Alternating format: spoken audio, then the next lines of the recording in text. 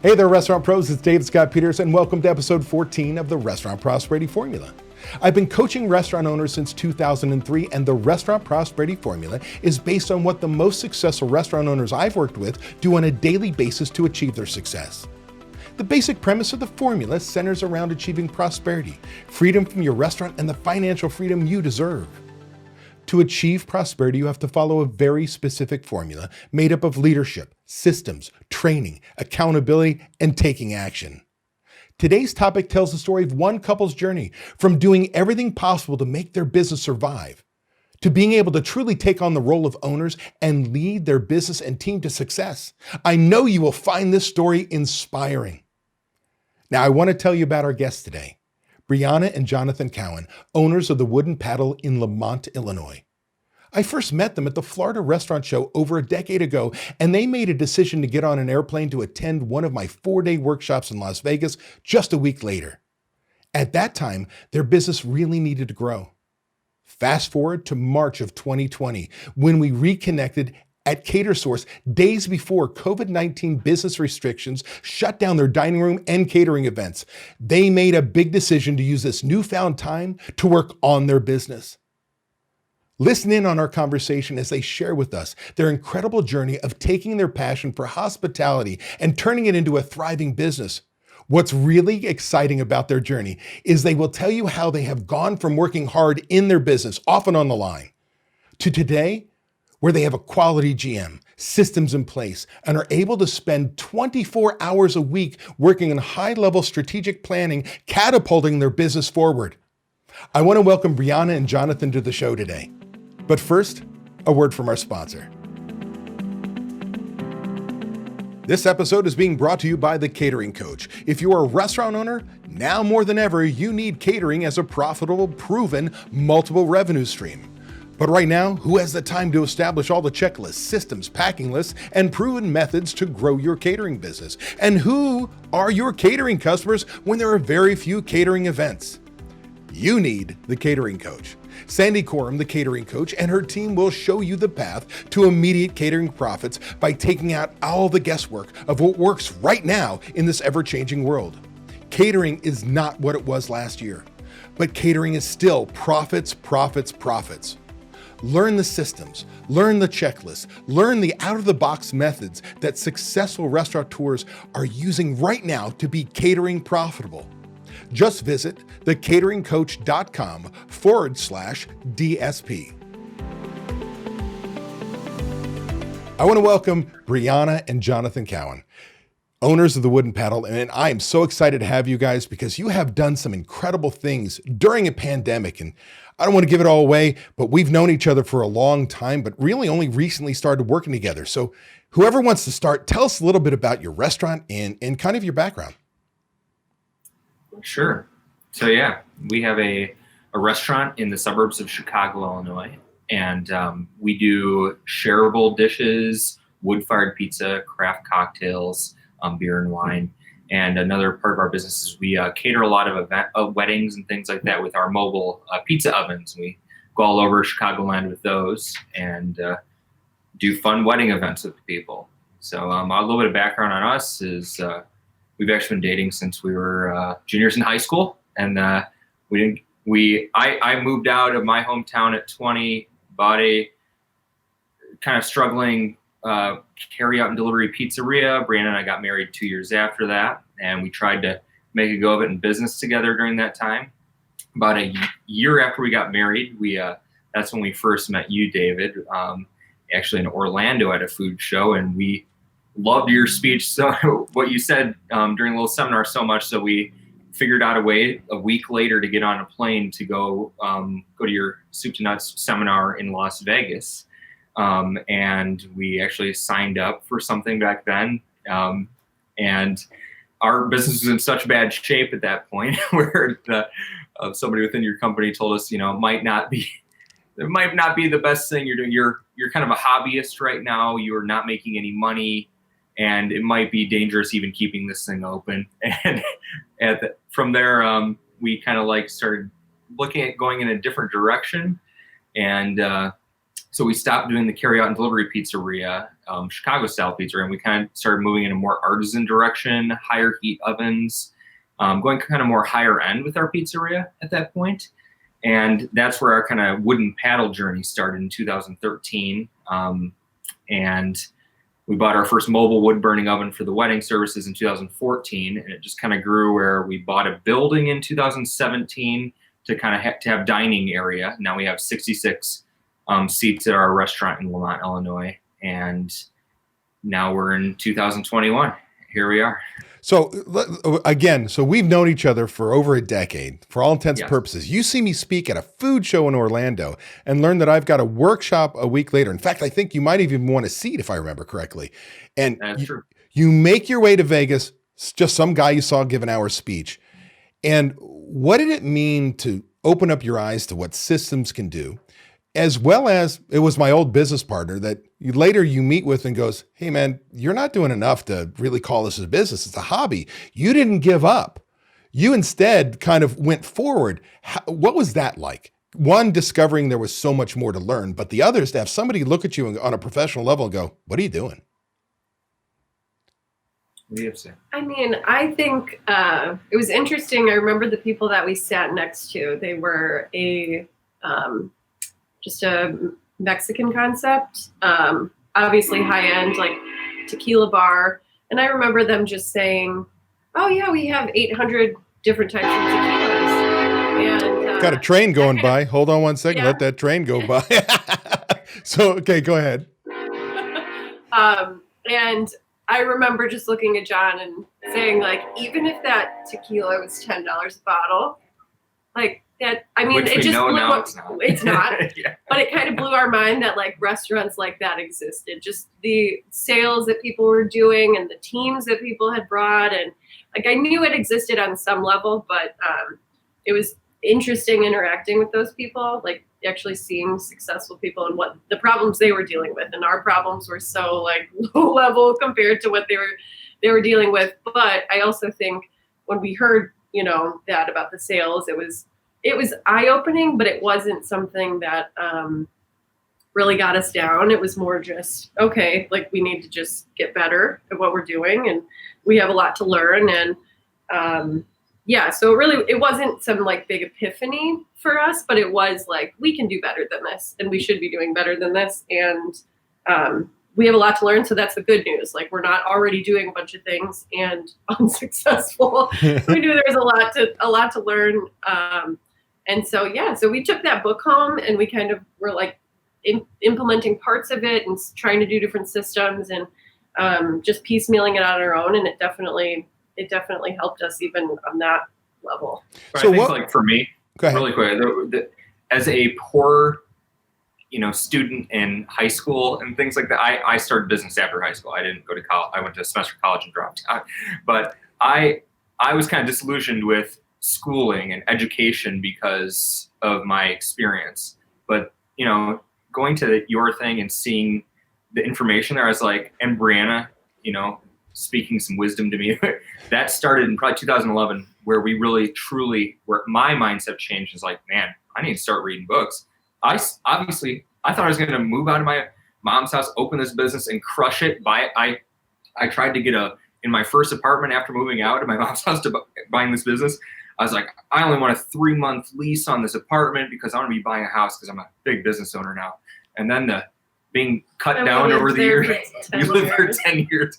But just it was just eye-opening, all of it. Well, it's kind of funny when you look at it, you say, okay, what's impressive is even as young as you guys were, and still are for all that matter compared to me, you knew you needed to learn something different. And so if you sit there, you already have a distaste for education. It's a big deal to say, trust somebody, get on an airplane and go, is this going to be worth it for our business? But the biggest thing that's amazing is a lot of people don't realize, especially those that know you, they look at you and your success. And you're just an overnight 10-year success. It was just overnight 10 years of hard work and blood, sweat, and tears and, all the things that go with that. So what were things like? So I guess the story kind of goes full circle. It's 2011. Now, 2020, we meet up again as the pandemic is hitting the United States, March of 2020 at Cater Source. Like literally you attend my seminar I'm putting on, just like we went all the way back to Florida Restaurant Show, and you meet me at a book signing because you were up there and and it was so long ago that you go, hey, we've been to your workshop. I'm like, oh shit, I don't remember. So what was it that brought you to that show? What was it that said, okay, we need to reconnect now that we saw David again? What was going on in your life at that time? Because right then we didn't know how bad things were going to get with COVID yet. It was brand new, literally shutting down states a week later. Mm-hmm. Yeah. What's funny about that is we talked about, we went to that show and we spent so much money going out to eat. Like we went out to like nice places every night, and I was like, thank God we did that because everything shut down right after. but we went to that show. So we'd always been going to the Pizza Expo. What we felt that was kind of like our network was limited there. Like pizzeria owners are all very much the same. We're kind of having the same problems, and we had gone to that show a lot. While it's still like good, we kind of wanted a show that was new and we could meet different people and just kind of like expand our horizons. So that's what brought us to Cater Source. We wanted to kind of get more into our catering side because we had just kind of fell into success, but we knew we could be more effective. Again, like we already knew we could be better. We just didn't know how. And then I think it was because we went to one of your seminar. We recognized your name, and I went to your seminar there again. And you had mentioned the coaching. And so, we bought your book. We talked to you a little bit. And I was like, John, we really need like accountability. Like I think we know enough about what we're doing now, but we are our own bosses. That's like the best and worst thing. And, we just are we kept like hitting a ceiling, and there's a lot of groupthink when you're married and you're like the top of the food chain. So a lot of decisions were just kind of like, I don't know, we think the same too much. How are we going to, make this decision? So, and then obviously COVID hit, and we are very decisive people. So we're just like, screw it. Like now's the time. Like we don't have any dine-in. We don't have any like front of house to worry about. So let's take the time and like the effort that we were putting towards that to like, so you reframed a negative possibility situation, closing down your dining room home to say, this is our opportunity to make change. Like, yeah, I guess you probably said in the back of your brain, we have time now. So if there's any time to work on it, it's now. Yeah. It was like found time. So yeah, why not? I just think in times of like turbulence, that's opportunity time. That's what I've always heard. So it's like, we could be scared and this and that. Who wasn't scared during that time? But we were like, we need to also figure out how we attack it and make sure we make it through this. Who knew it was going to be this long? This 2021 now, but here we are. So other than, at this point, you'd been to my workshop, you had been to other seminars, you've been to other shows, you gathered information, you go home, make change, you take it from a hobby to a thriving business. I mean, your dining room was kicking ass, your catering was kicking ass, like you had already a good business. COVID hits, you go to Cater Source, catering goes away like a week later. Dining room shuts down. So what were some of the challenges that you first faced that you said, man, we've got to make a change? Because one of the things that I found, and you could tell me if I'm wrong, but when we lost those volumes, any mistakes we made got magnified, right? They were bigger than because volumes could cure our ills. So what were some of those challenges you were facing at that time? I mean, we found that our catering kind of floated our restaurant, and we were successful and felt like we had money in the bank because of those caterings, and the restaurant just didn't really like hold its own weight, or it was kind of over bloated in different areas because any waste, it doesn't matter. Food cost is so good on these caterings, and labor, it doesn't really matter because we can do so much in sales on a catering and like with so little labor. So having those taken away really magnified the fact that like the restaurant, it's like, why even have this if it's going to be like operating like this and catering, it's just tearing down essentially a good catering business. But obviously we were thankful because a lot of caterers don't have that. So we had a restaurant, and so we really needed to, figure that piece of it out. And we knew people have done it before. They've figured it out. They have successful restaurants. And if we could have both, obviously, why not? And that's the only thing we had the opportunity to focus on. So, so we just kind of took that in. And so when we first started talking, one of the things that I can remember is you guys were still managing the store day to day and the catering. And if you were not in the building, it was not going to get done. You had some supervisors at best. What was it like to sit there and say, oh my gosh, how are we going to implement all these new systems when there's no extra time? And oh, by the way, you were closed on Mondays. So that was the only day you could get a breather or get caught up and get staged for a big catering and so on and so forth. So what was time like for you? And quite possibly, what did finances look like? I mean, were we struggling? Were we doing well? Or were we, oh my gosh, COVID has us bleeding what we've built up?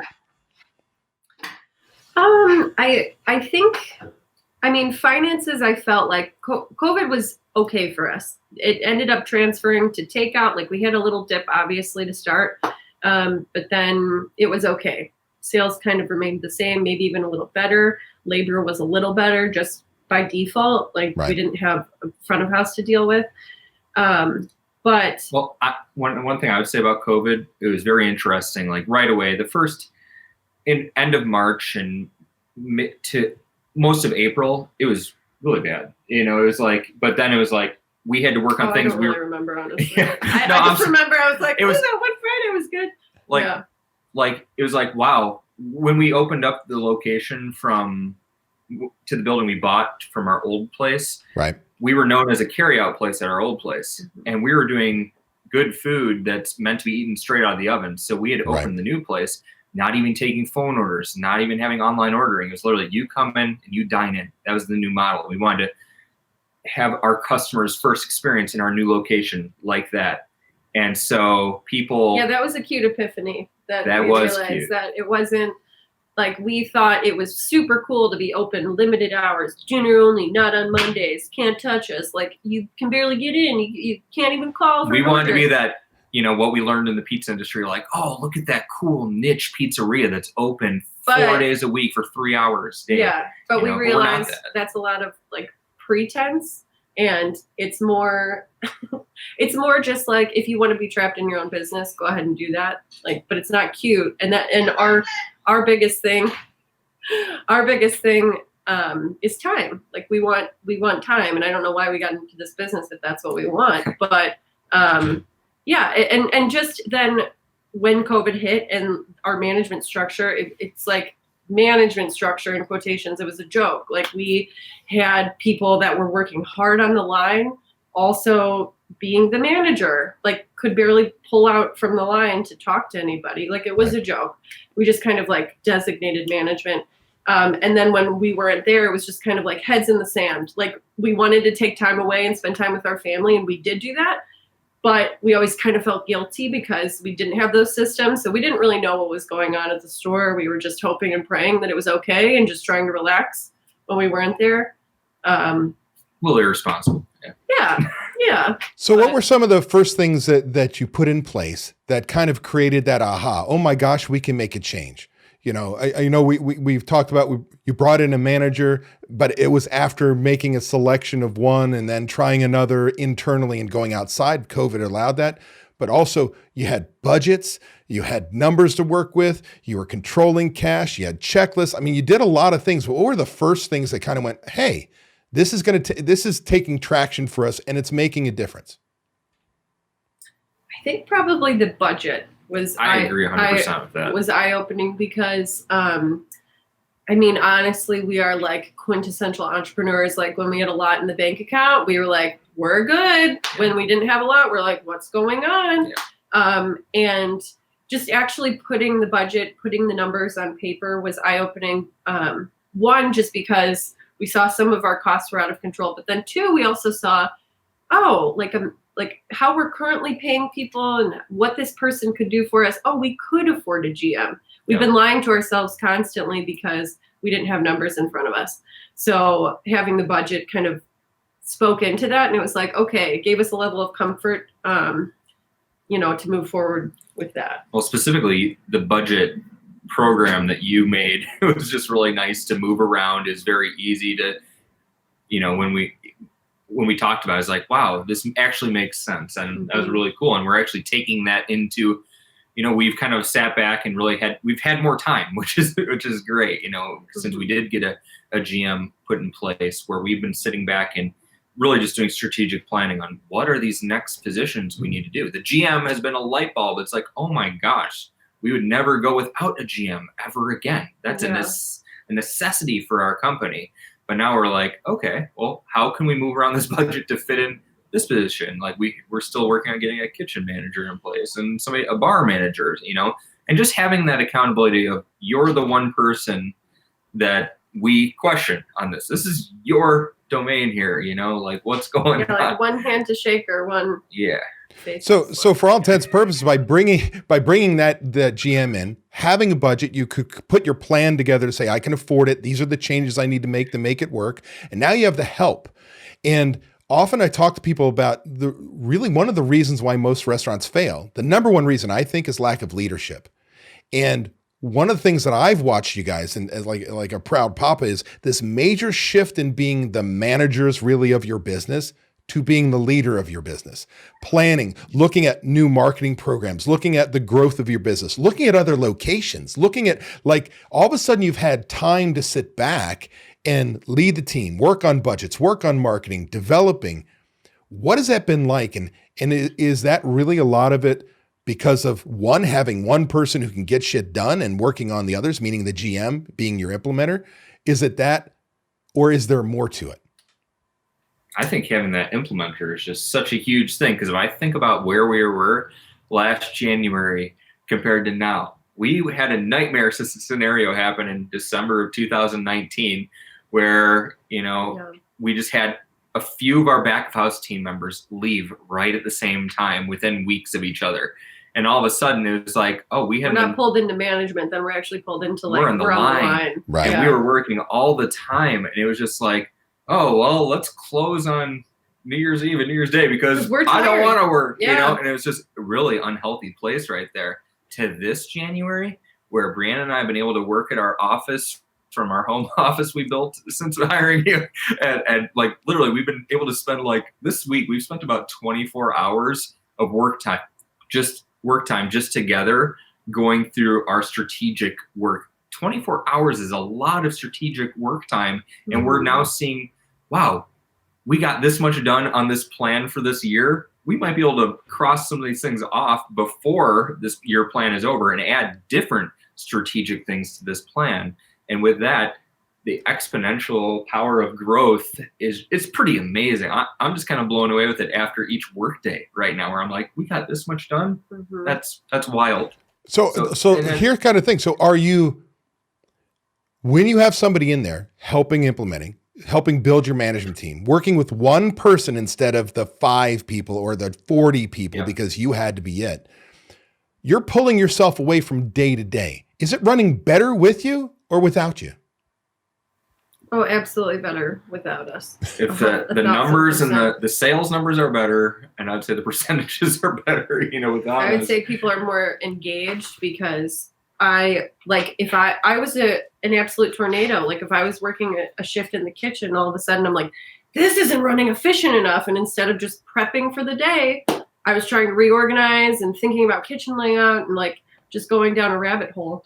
And I just realized, and the funny thing is, I think we both thought we were decent with systems. We understood the concept of systems. We understand our business needed them.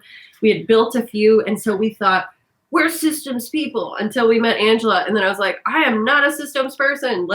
She's so much better than us. And I think, thankfully, I never had the thought that I'm the best. I know I'm not the best. I know John's not the best. We're not the best. There are so many, other people that are much better than us. So that, if you have that mindset, that's kind of that's an issue. And I think a lot of what was transformed this year was our mindset. It was, just thinking we can do it, just thinking management can be in place constantly and we can control our labor. We can look at a budget. It's not going to be completely fuzzy constantly. It'll be useful to us. All of those things are little subtle shifts that we had to make to kind of make a bigger shift. One thing I liked working with you, David, is just when you started talking to us about day parts, because we're under that mentality of the pizzeria thing, and we're trying to keep it really small and keep the supply and demand thing. But you're like, dude, you have this location. You're not open for lunch on any of these days. You're not even open on Monday at all. What are you doing? Well, that was like just an easy thing, just expanding what we do, our offerings and we're doing our neighbors a service by being open.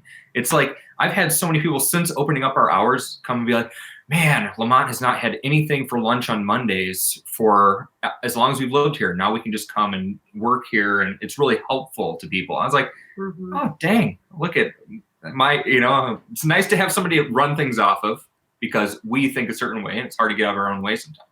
Well, yeah, the most dangerous phrase in our business is that's what we've always done. Right. And so I'm not stuck in your location and have the history. So I just look at things black and white. Trust me, if I invited you to my business, you go, David, why do you do that? I'd go, oh, it's the way I've always done it. Right. It's always easier to look into somebody else's business. However, you had to make that mental shift, a culture change in your business to say, hey, we can do more, because, oh my gosh, if I remember correctly, one of the challenges to do that for you was going, well, how are we going to manage that?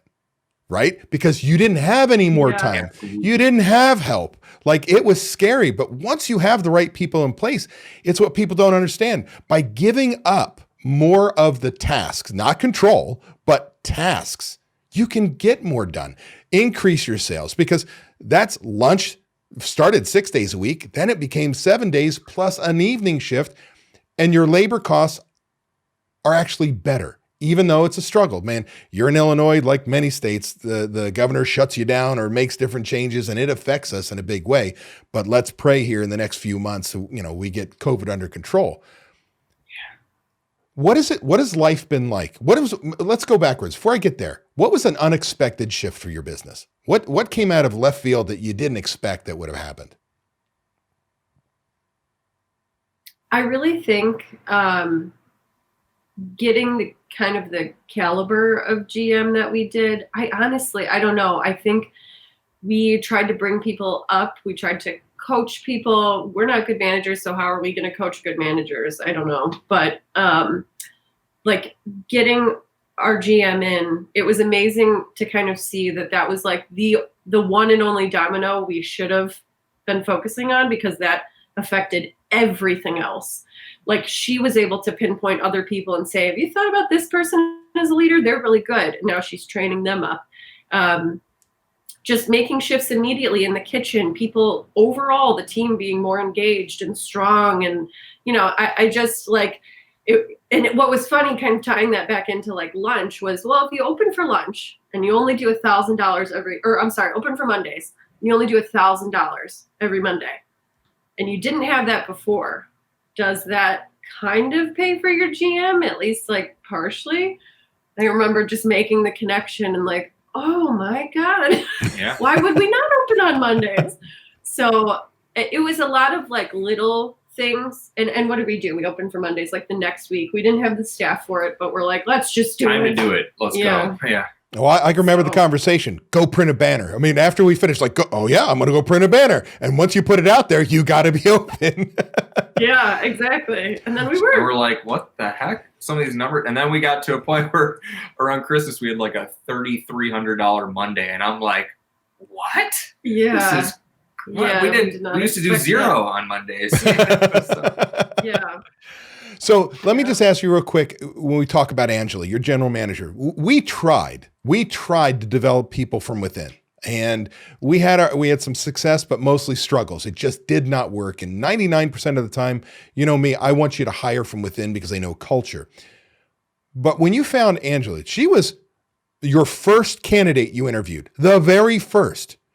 But how did you know she was the one? I know she had great experience. And because of COVID, for the first time, we had good people out there that we could find, and she was moving back. But I kind of want to, what was that most important quality that just drew you together and said, she fits here?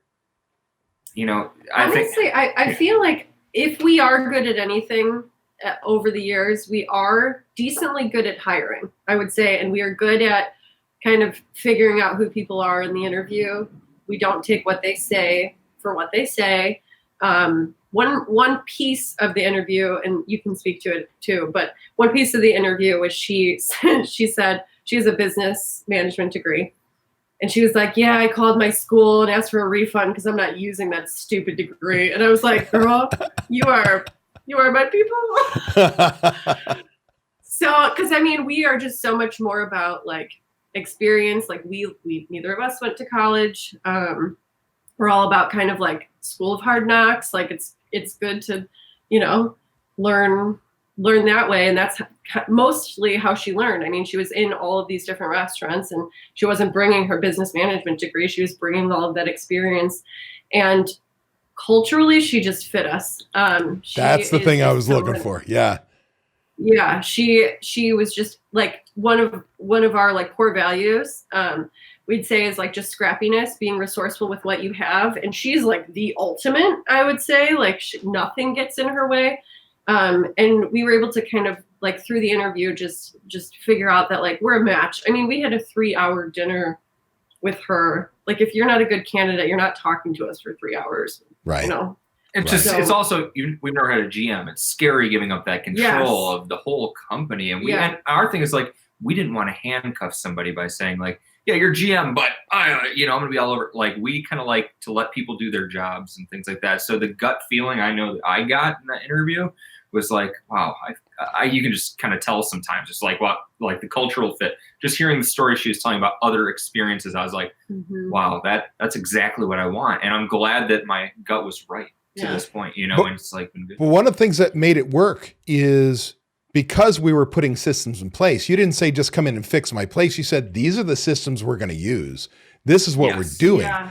And that's the key to making it work, because we've all hired managers in our day that come in with great experience, but talk a wonderful game and don't do. It's another to say, hey, you can do this. Are you going to use these systems? And man, she never says no. Like it's sure. That's your way to do it. Oh, I don't care. Yes, let's go. If it can help the business, so on and so forth. So you got to catch, but it's really that what I was looking for is, man, when you bring somebody into your business like that, they had better be a culture fit. They better be the right person because we can train them on the systems. You got really, really lucky making that your first interview. I'll just say. Well, okay. Not only our first interview, our only interview.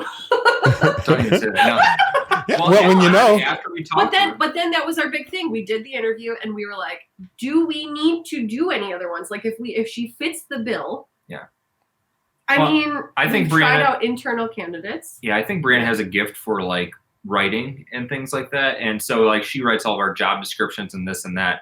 And we'd put something like just a feeler kind of like job thing out there months before, and she had filled it out. And then we put it out again. We didn't even contact anybody. And then we did it again a few months later, and she's like, she filled it out again. And she actually emailed and said, hey, what's going on? Are you guys like, can I get in for an interview? She's the only person who emailed us. And we're like, oh gosh, if you have the gumption to do that, let's interview her at least, and then it's just interesting how things work out. We'll just say that much. And what's interesting about that is like you said, you did it once, did it again. There was fear. There was great fear of who are we going to find and how are we going to trust them and how are we going to do all these things. And it's a big step for many entrepreneurs, especially when you've been doing everything yourself for over a decade, right? You built it from a, hey, hobby kind of thing to this incredible wood-fired pizza, great cocktails, catering beyond belief. I've had the pleasure of my daughter goes to school nearby you, is actually sitting in your restaurant and eating. And I'm telling you, food is fantastic. The atmosphere is really, it just feels really comfortable. So it's a great business. It's really hard to give that up when it's your baby, right? Yeah. Totally. So what's life like now? You opened up, increased your sales, even though there's still the challenge. Like during COVID, you still got hit. It wasn't, you got extra revenue because you created more revenue streams, meaning lunch and a Monday. Yeah. You hired and we're not talking an inexpensive general manager. It was you stepped up and said, hey, we can pay for this as we go through the budget and what have you. Yeah. So what are the major changes? What's life like? Time off, financial, headaches. What's it like now? Well, gosh, honestly, I can't, I don't think you can put a dollar amount on how nice it is to talk to one person and like know that she's going to get stuff done. So I follow up with her, but like in general, she is amazing follow through. And just knowing that like she's going to take care of it. Like the only conversation I need to have that week is with my GM, pour into her, and then the rest just kind of flows through the company. Like she's the domino. That's probably the biggest. What about huge. time for you guys? Because you live like across the street from the darn restaurant, so it can tend to call you in like a siren. What's life like now? Because you got two small kids, growing family. What's it like? Okay, so here's a perfect example. We just did a fundraiser on a Monday night, and it was something, a new type of fundraiser for us. And at a certain point, I was kind of like looking at like pre-orders happening and things like that. And I was like, oh, Bree, this might be really a busy day. Like, holy cow. And I was like getting antsy, like in the past of like, should I call her? Are you gonna need us? Like, I'm an awesome pizza maker, like I'll do it, I'll get pumped, but I called up Angela and I was like, hey, what's going on? Do you need some help? Are you sure you guys got this under control? They had it under control. They crushed the day. It was like, wow. And I was able to go about my regular work day, which we have a very regimented day of like what we're doing to make sure we're getting things done. So we were able to keep on task as opposed to putting out every fire what we're used to doing from the past life of not being as organized as business owners. So stress levels are way down? Yes. Oh, yeah. More patient with the kids, and you got two small kids. They got energy, man. It's great. Yeah. Well, honestly, I feel more fulfilled because it's like, it gets mundane doing the same thing over and over again. It's very cool when you see the possibilities, kind of like what I mentioned earlier, just like, wow, this is what we're working towards now. And we actually have time to do it now. That time is everything. And it's just awesome. And I don't think like if we were to write our job description, it would be put out the fire, make sure that like that day is staffed for that fundraiser. Like that's not where our sweet spot is. I don't think that's like what we're meant to do. And I think everybody else in the business we're realizing is counting on us to do like bigger things. Cause like if we could do anything, open up more locations, Angela would be the regional manager, 1000%. I love Angela. I want to pull her up with us. And like, then everybody else gets pulled up. So it's like, we have no business taking other people's jobs and tasks from them. Like if they can do them usually better than us, like leave it to them. We're going to do what we're good at, which is growing the company. And then that's going to leave some voids where everybody can grow with, Well, as an entrepreneur, that is probably one of the biggest lessons, that the hardest lesson for us to do, that when we realize other people can do certain areas of our business better than we can, because we look at everything at the same time. They can you just focus on food costs. You just focus on pork costs. You just focus on labor costs, where you're like paying bills and you got workers' comp and what's happening with COVID and the restrictions. And it's so much, it's like, wow, when you get there, but it's a big step to get there. Here are the kids in the background. Like I said, they're terrors. It's all good. It's all good. I mean, they're being babysat. There is a babysitter up there. Well, we've got you hidden in your newly remodeled basement. You're in the process there just to hide. So that's always working on it. Yeah. Because this is where the internet is best. Yeah. No worries. No, this open studs is not a new design trend. Yeah. We have an open concept restaurant now. We want to live that way. Exactly. Let me ask you this. If somebody were trying to figure out, hey, do I invest in working with David Scott Peters and my programs and what I have to offer, what would you tell them?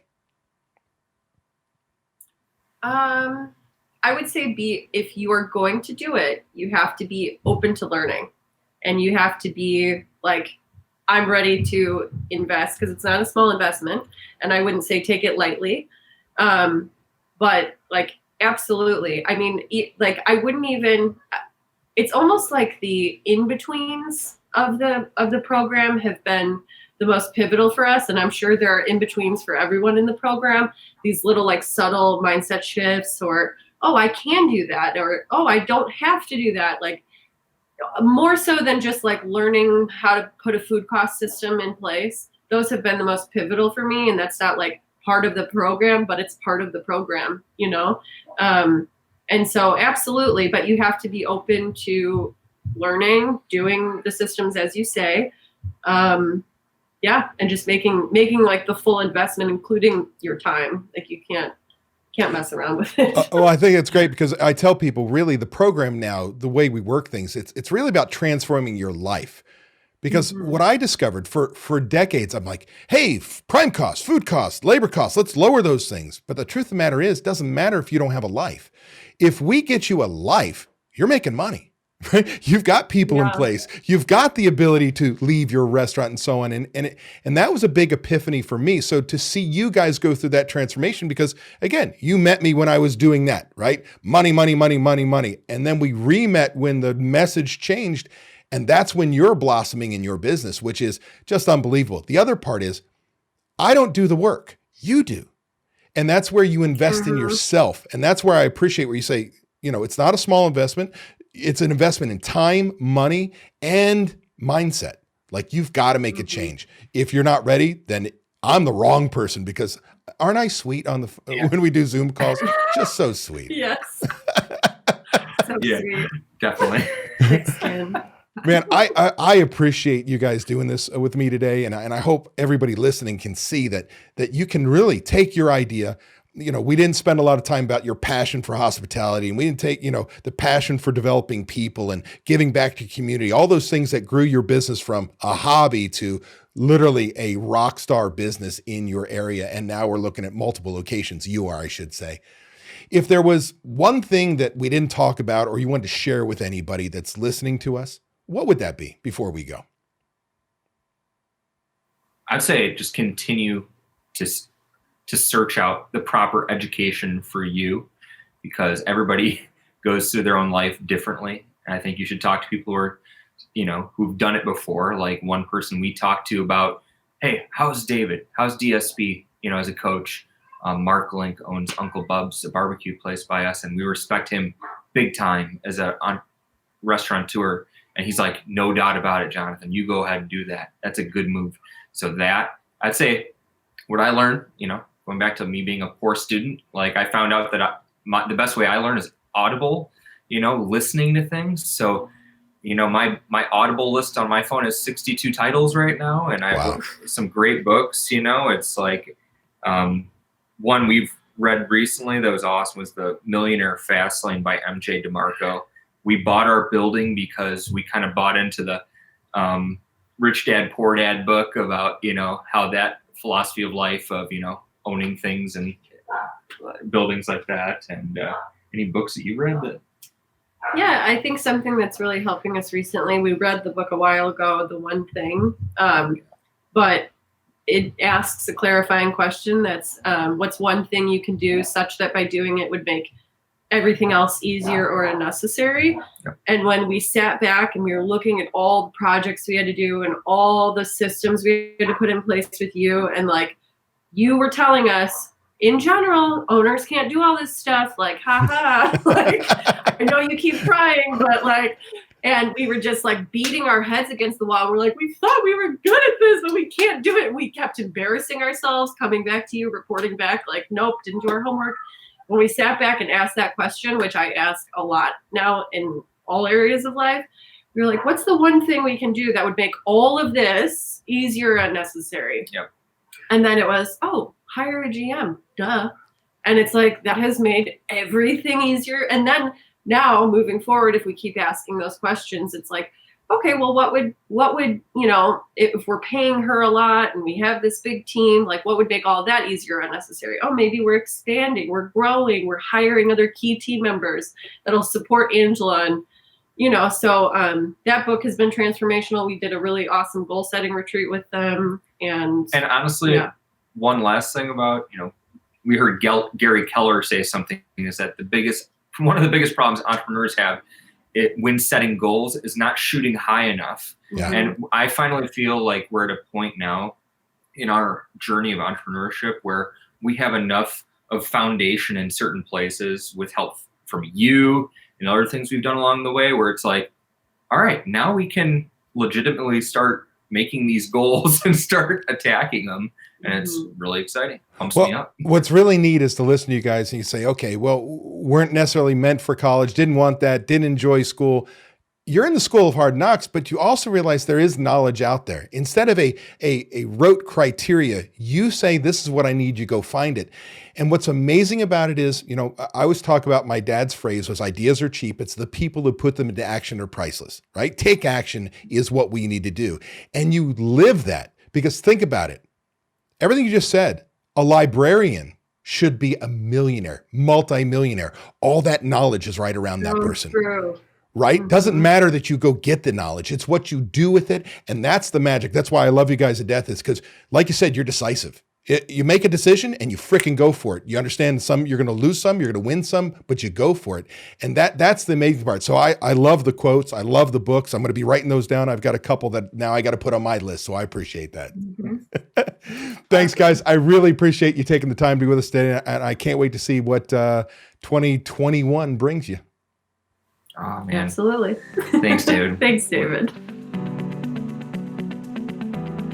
Hey, that was an awesome episode. I want to thank you for taking the time to take action on building a better, more prosperous restaurant. Before you go, I want to give you these 3 thoughts.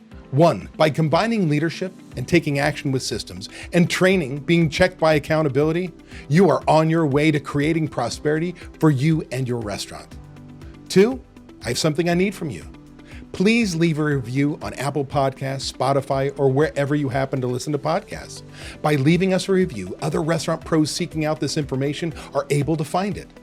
I read the reviews, and hearing how this information has benefited you does wonders for me. And 3, if you find any of the discussions helpful, share them. The more restaurant pros who have access to them, the better we become as an industry. For more restaurant resources or to get in contact with me, connect with me at davidscottpeters.com.